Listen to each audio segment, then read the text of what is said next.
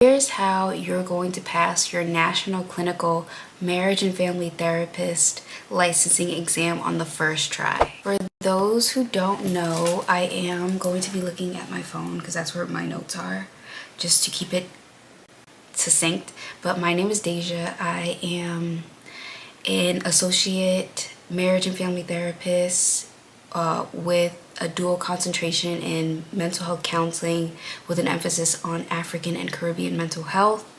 That is a mouthful. So I took my exam February 19th, but I had been studying since August of 2025. So I'm here to provide you with the tools and tips to pass your National Marriage and Family Licensing exam. So obviously it's not a one-size-fits-all approach. However, I think there are some tools and practices that will be beneficial to you in passing your exam. So to start off, just to give you the timeline of what worked for me. So I began studying in August of 2025. I had just started a new job in nonprofit, boo, and they provided me with this calendar. I don't know if it'll be hard to see, but around August 18th is when I really started to buckle down and focus on passing the exam, because in my mind, passing the exam was my way of getting my license and also having autonomy over my time and how I want to, I guess, present as a clinician in this space without feeling shackled, to put it plainly. So I would often say I'm on my Harriet Tubman, like I'm trying to get my freedom papers. So around this time, I started studying religiously. I would study independently. I wasn't doing any programs at this point, but I realized that I needed additional support, so I was considering purchasing a program. Okay, so we're gonna come back to the calendar at some point. So in finding a program that worked for me, I did my research on things, on the different programs, and the one that I picked was Dr. Diane Gayhart's program, Laugh Your Way to Licensure, and I actually purchased the program on a holiday, so I got a holiday discount. Upon starting that program, I feel like that took my studying to another level, because prior to that I was using I think it's called the Big Green Book, but that was just too overwhelming for me. It was too jargon filled and it just wasn't helpful for how I learn.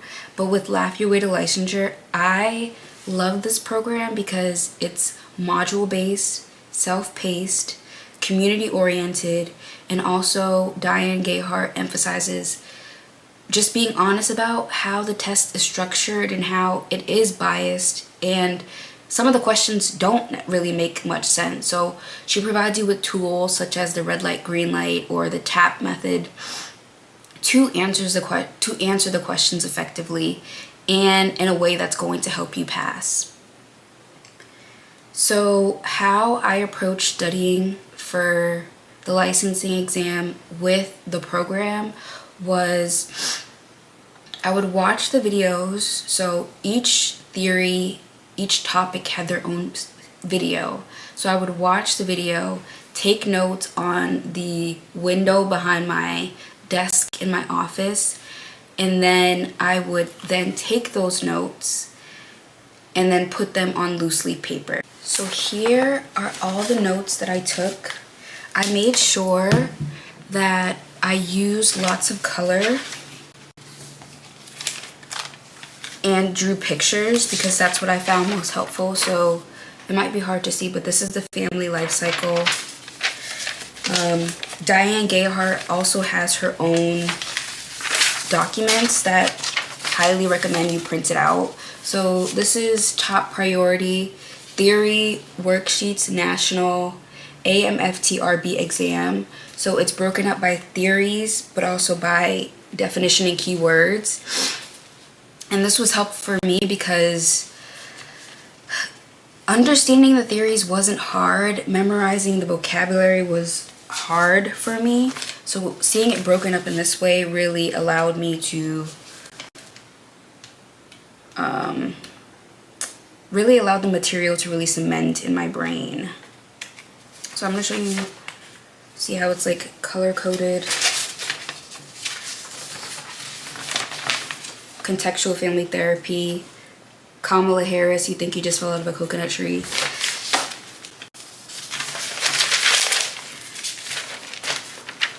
Cluster party. Let's see. This is an example of how I color coded my notes. You might not be able to see it. But, so this is narrative therapy. Keywords were in yellow, quotes were in pink, and then the theory was in orange. And things that are lumped together are the same color. So green, this is the process, so they're all green. And I really went to town with the coloring. I don't think it'll focus. But that really helped me. Colors really helped me.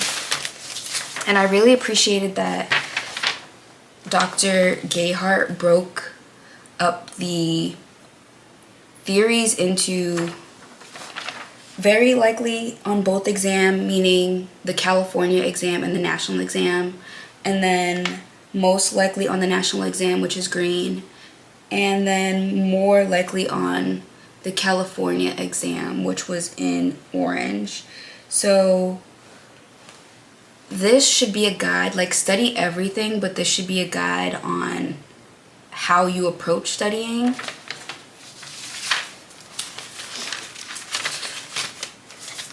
And this is my actual test examination confirmation note. I'm not going to show it because my personal information is on it. But a tip that I have for you is print out a hard copy for the day of your test. That way you're not anxiety stricken with the thought that you might have forgotten something or you don't know what to expect. Everything is on the paper, so just follow the paper. I would also recommend, if you can get accommodations, get accommodations. I took a practice exam and the test is 4 hours, so the practice exam was 4 hours just to prepare. And in doing that 4-hour test, I realized I physically could not sit through a 4-hour test and do it successfully. So I collaborated with my therapist to get accommodations, and that was the best decision I ever made because I didn't feel a sense of anxiety based off of focusing and being distracted if somebody got up, if somebody sneezed, if there's too much noise, because I had my own space. And for me, in taking the practice test, I realized that I have to get up at least 5 times. And I did get up during the real exam over 5 times because I staggered it so that every 20 questions I made sure that I got up and walked around just to ensure that I maintained focus, because 4 hours is a long time and 180 questions is a lot of questions. So just make sure you're pacing yourself and getting the necessary support that you need. At first, I didn't want to do the accommodations because in my mind, I thought it was just too much work. But if I didn't have the accommodations, I don't think I would have been as successful in passing the exam. Some of the other resources that I did, and we're going to go back to the calendar before I go to each individual resource. So every day from August of 2025 to February of 2026, I did a question of the day through Pocket Prep, but it was marriage and family therapy specific. So how I scheduled studying, I studied from 8 a.m. to 12 p.m. Monday through Friday, no weekends. During that time, I watched modules, I took notes, I did practice exams, I tried to find as many free ones as I possibly could. And at 8 a.m., the second I got into the office, I sat down and did a question of the day, and I tracked my progress. So here, I'm gonna back up. Hopefully you can see it. But here is my progress. So every day, if I got it wrong, I wrote a red. If I got it correct, I did a green.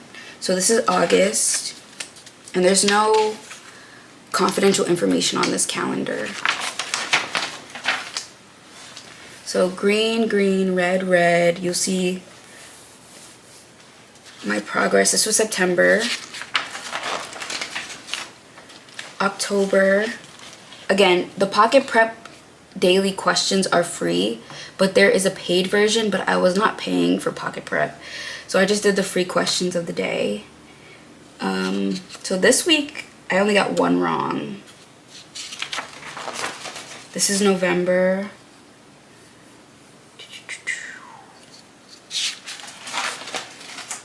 December.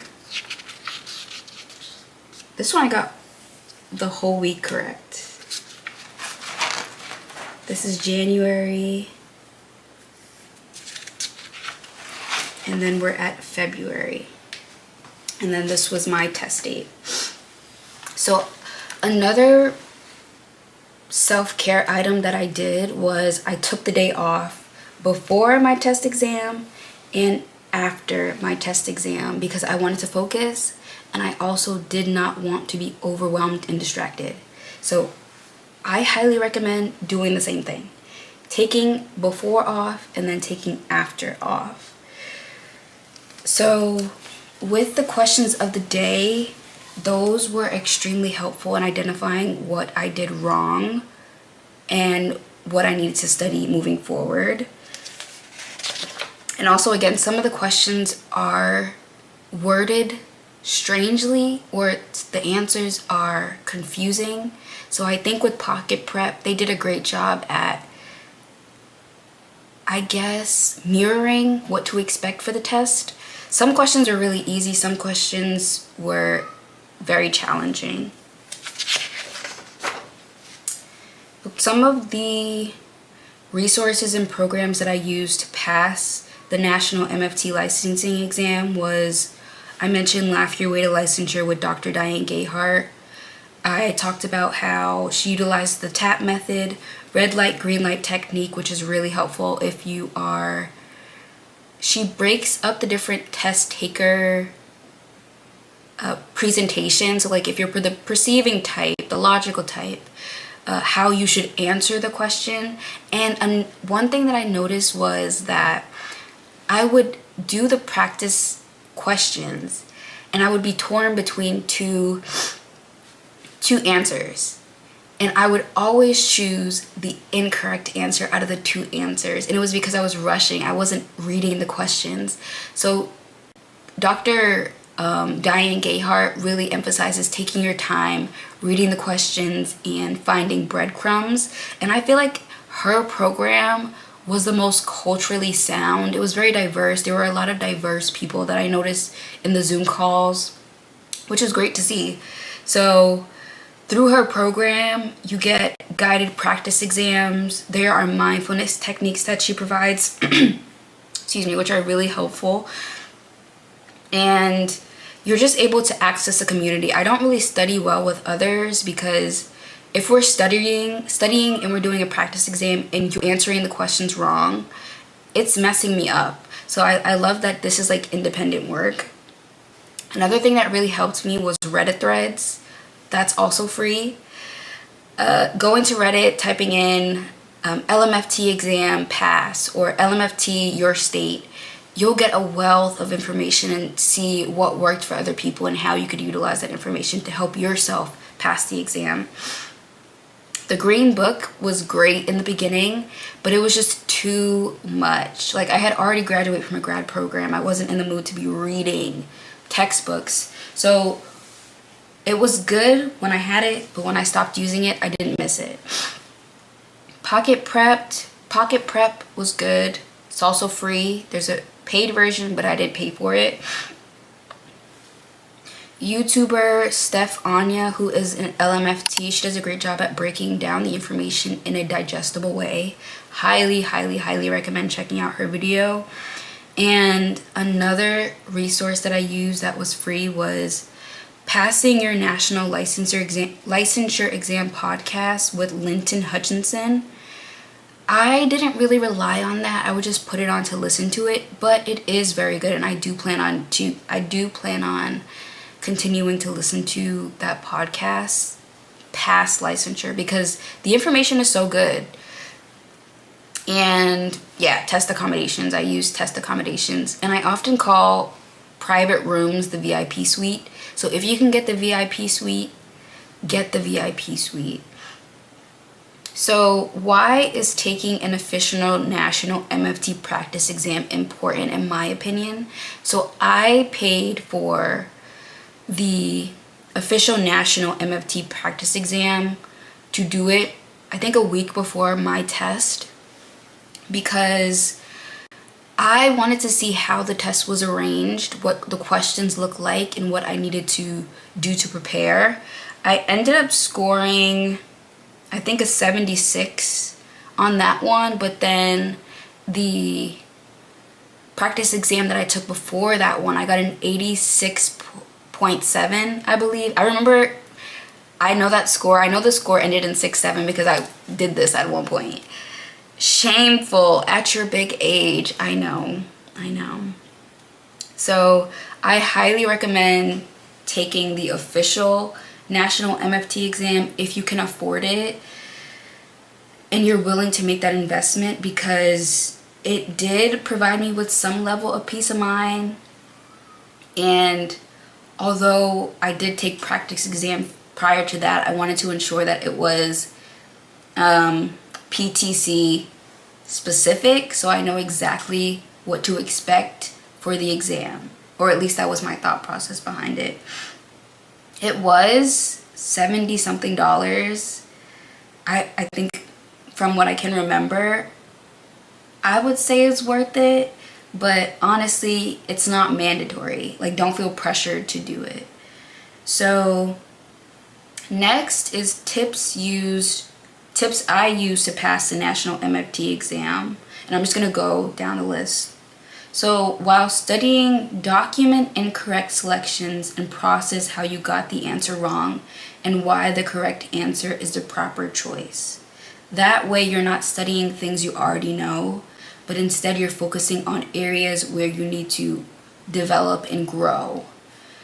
Number 2, a week before the test is not ideal to study new material. If it's not already in there, a week before the test, even a couple days before the test, you're just going to psych yourself out and make yourself more anxious. So in lifespan, we even learned about accommodation. Your brain can only hold so much. So stick to what you know and just trust your gut. Number 3, visit your national MFT licensing test site a week before your exam to familiarize yourself with the space. This is very important because I did this and I couldn't find the test site because it was a wraparound building. So I went to the front of the building and there were signs that said go to the back of the building, but they were like hidden, so it was like really hard to find the signs.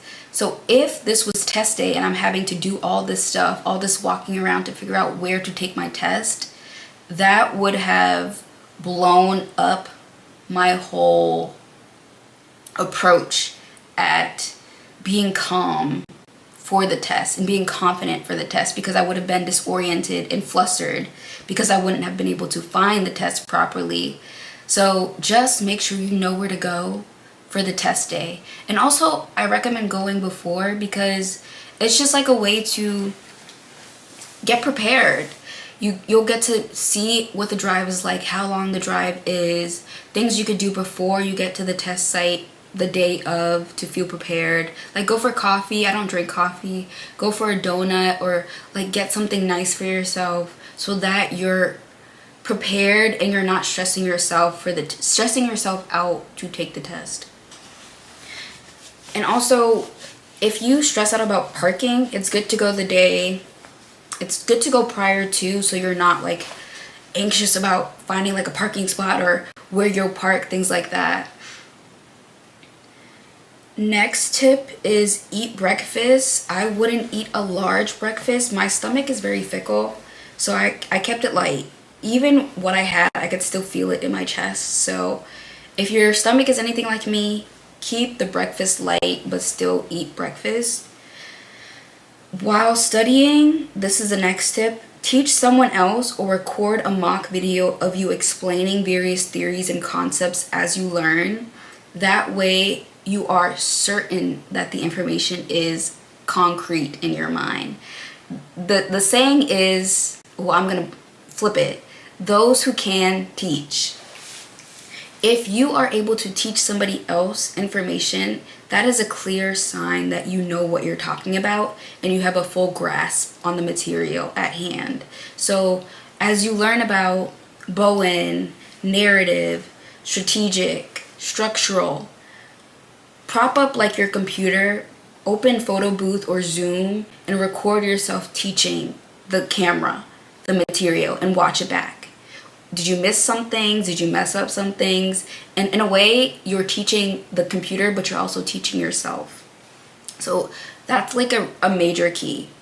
Teaching the material as you learn it, to remember it. Tip number, whatever number we're on, the next tip. Print out your confirmation information, what you're required to bring to the testing site for your national MFT licensing exam, with accommodations listed. Although it's not required, but this was helpful in remembering like what my specific accommodations were, what I could do, what I couldn't do, and just giving them the paper. That way I don't have to tell the whole place that I have accommodations or things like that. The next tip is get plenty of rest and utilize your mindfulness techniques before, during, and after you take your national MFT licensing exam. Prior to me taking my exam, I experienced a loss or like a death days before my test exam. So I was struggling with sleep, struggling with eating, depressed, anxious, and just sad. My mind was just not present. And I couldn't cancel the test because there's a period where you can cancel it, and I was not in the period, so I couldn't cancel the test. And I had already planned so much and already worked so hard, so I just wanted to follow through. But the night before my test, I woke up at 3 o'clock in the morning and couldn't go back to sleep.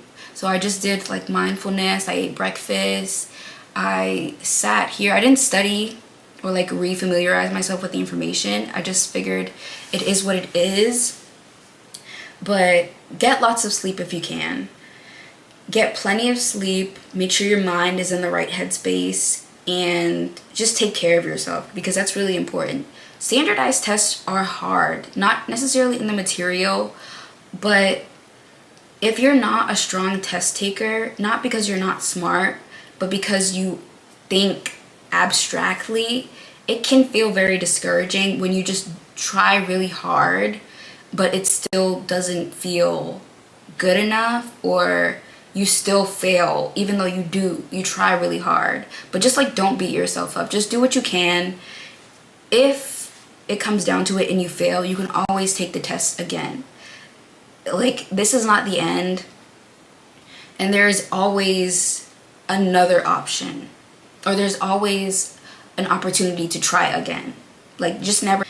The next tip would be get clear on your motivation for licensure and let that drive you forward. As I mentioned, licensing and getting my license was important to me for many reasons, but For me, it was my freedom papers. It was my way out of a toxic work environment. And I just needed that freedom. And I felt like getting my license provided me with that. I also want to be an equine assisted therapist.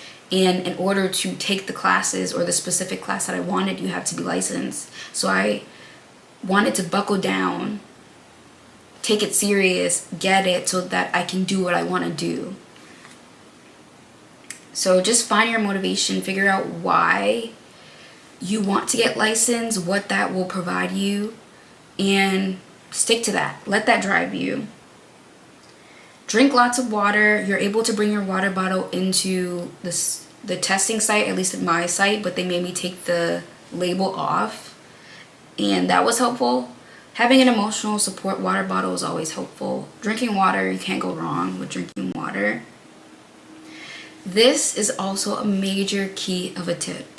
Find ways to put on your clinical hat and apply key concepts in your everyday life. So don't feel pressured to study one particular way. People think that the only right way to study is through reading books or taking notes. But me, I'm a visual learner, and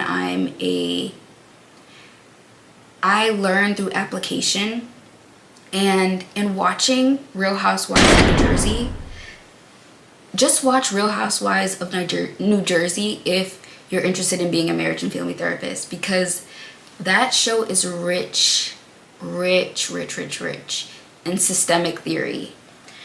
Also, My Wife and Kids, Michael Kyle is a strategic therapist, for sure. Bernie Mac, structural therapy would work there. So just watch old 2000s family focused middle class family shows and you will do very well. Put your clinical hat on and really sit back and watch the family and say, as a therapist, how would I approach supporting this family in my office or in my space?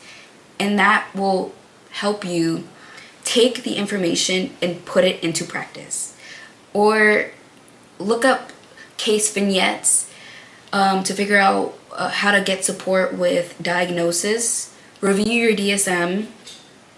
Also, ethics is really important. Review ethics. If you can, read the full manual. I think there's like one specific for MFT and it wasn't that many pages, so I would read it, the whole thing, because that's what I did and that was really helpful. Okay. So what to expect on your MFT exam day. My test was at 8 a.m. I showed up. I saw a license plate outside that was, I think it said 444 or 666 on it. I went in. I was the last person to go into the VIP suite. Before going into the VIP suite, they asked me to confirm my name, my full name, my date of birth, and my email address. My brain was shot because of all that I had experienced prior to. So I literally couldn't even remember what my email address was. I remembered the format of my email address, obviously, because it's my name, but I couldn't remember how it was arranged. So I went into the room. I sat at the desk.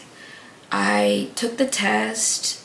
I will say the different tools that are provided on the test, I didn't know how to work them until halfway through the test, like highlighting specific things, crossing out different answers. I didn't figure that out until halfway through the test. But once I did figure it out, I used it. So I highly recommend using the tools that are provided. Don't click around random stuff because you might click something that you shouldn't click, but just know what things are and use the tools that are provided. Once I finished at exactly 11:11 on the dot. I didn't use the bathroom, but I did get up, at least 10 times. But because I was in the VIP suite, it didn't really matter. And I can get up and walk freely, which I really appreciated. And one of my accommodations was to be able to read the questions out loud. And that really helped me because I'm not really an auditory learner, but it's helpful to hear what I'm seeing. Because I'm a visual learner, I need to like see what I'm saying. So I say it so I could see it. So that was really helpful for me, being able to read the questions or use my finger to read each individual word in the question. And I also made sure to read the question twice. As somebody who just assumes that they got the right answer or knows the answer, slowing myself down was critical. So reading the question twice was my go-to. Read the questions twice. The first time, just to get through it. The second time, to make sure you understand what you are reading. What is this question asking me? Another thing that really helped me was if the question was too long to read during the first half of the test, I just flagged it and went to it at the end. So there were questions that were lumped together. So there would be 3 questions that were all a part of one vignette. But the vignette was like 4 paragraphs. And I figured time is already against you. So you're going to put this at the end when your brain has enough time to really sit with the question. You already looked at it. Now put it at the end, and when you get to the end, you'll return to it. So do the short questions first, in my opinion, and then go back to the longer questions. Because in the beginning, your brain is like ready to go. The adrenaline is pumping. Your brain is at optimal performance because it's still the very beginning. But as you progress through the test, the stamina starts to dwindle, your patience starts to dwindle, you just want to get it over with. But you're already prepared because you knew at the end I have these long paragraphs that I have to read and I'm prepared for them. So that really worked for me. Saving the jargon and long paragraphs for the end, because I didn't deal with it in the beginning, but I was ready to deal with it in the end. So you already took your exam. Now it's time to wait for your test results. So I was told that it takes 20 days. I'm not sure if it's 20 business days. I haven't even received my test results yet. So I plan on inserting a clip when I do receive it. So prayerfully, I passed. I feel like I passed. I'm hopeful that I passed. But what they don't tell you is once you take the exam and you're in that 20-day waiting period, the anxiety may consume you because you're constantly checking your email. You're constantly wondering if you passed.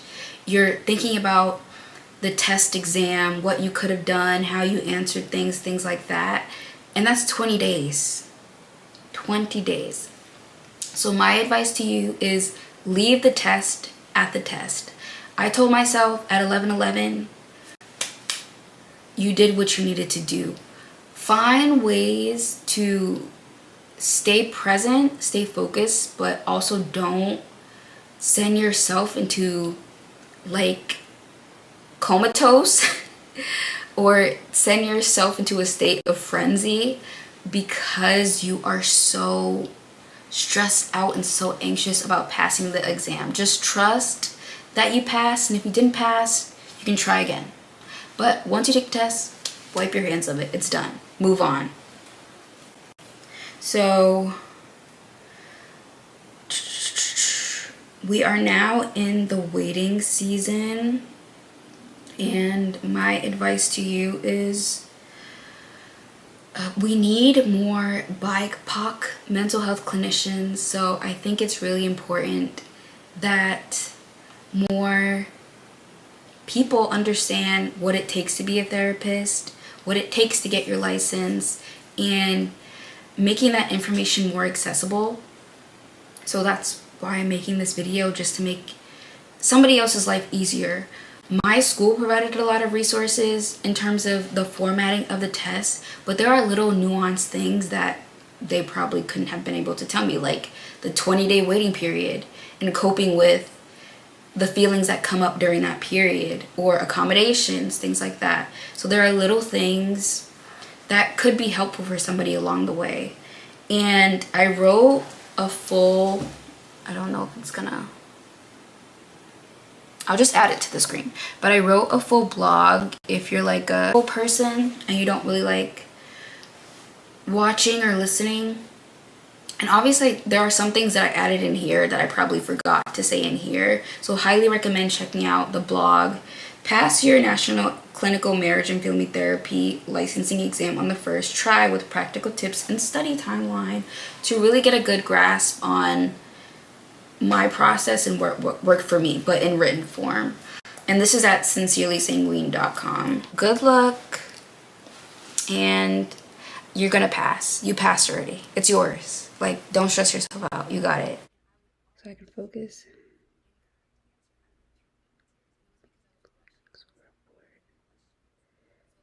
So you have to log in, and then it'll tell you. I'm gonna throw up. This is crazy. I don't even remember my login information, and I need chapstick.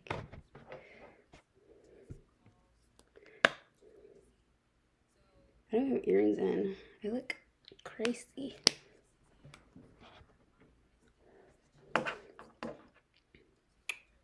Let me pull myself together. It looks like I don't have eyebrows either. Okay, whatever.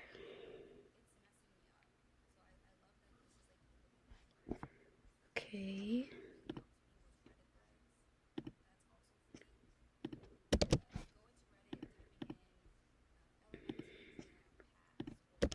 So I'm at the website. I need to figure out what my login information is. Verification code.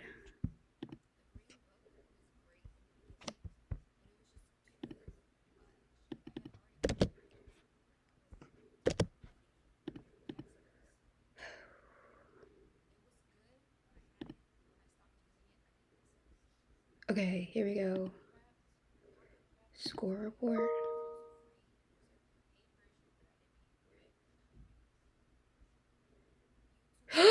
I passed! Congratulations. The Professional Testing Corporation is pleased to inform you that you have passed the MFT National Exam with a score of 150 out of 180.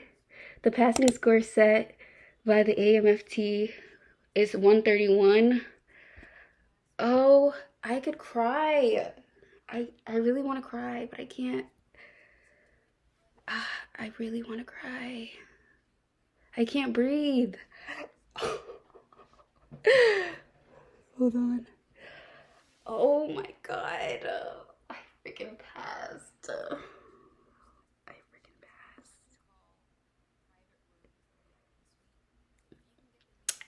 My hair is really pissing me off. What's crazy is while I was listening to the music,